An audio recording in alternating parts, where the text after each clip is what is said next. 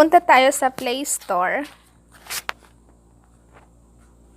Search natin yung watermark remover ito. Ito yun lang yung i-install nyo, yung remove and add watermark. Tapos, open na natin. Tapos, select video. Tapos, remove watermark. Ginagamit ko kasi to sa pagtanggal ng mga watermark or logo sa mga picture or video ko. Pero, ginagamit ko din to sa pagka-crop ng videos. Tapos, punta kayo sa gallery. Dito, i-click nyo tong gallery. Dito kayo pipili anong videos ang ika-crop nyo. Click gallery.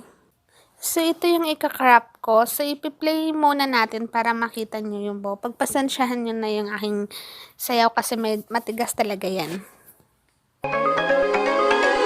You gotta notice, hey, I'm falling in love. Tatanggalin ko yun dito sa taas hanggang dito sa baba. Yun yung tsaka sa gilid. Yun yung ika-crop natin. Tapos, pindutin nyo tong maliit na square dito. Sa gitna. Ito. Tapos, yan.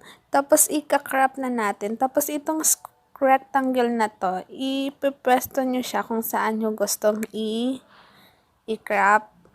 Yan, kung ano lang ang gusto nyong itira. Yan, katulad yan. Ito, itong gumagalaw-galaw na to. Ipipwesto nyo to kung saan nyo gustong ilagay or kung ano ang gusto nyong i-stay lang or kung ano ang ika-crop nyo. So, i-drag nyo lang to. Yan. Yan.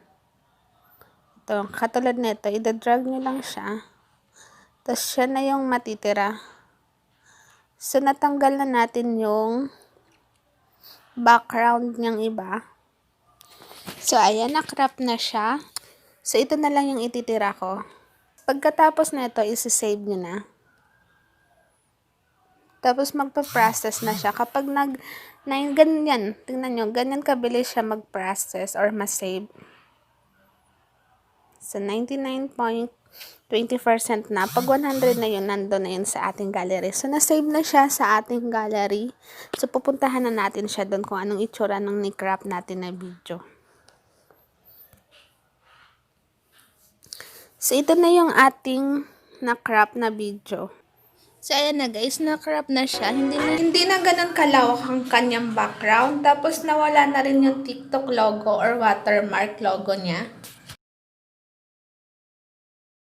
So, ganun lang guys, kabilis mag-crop ng video. Thank you guys for watching. Bye!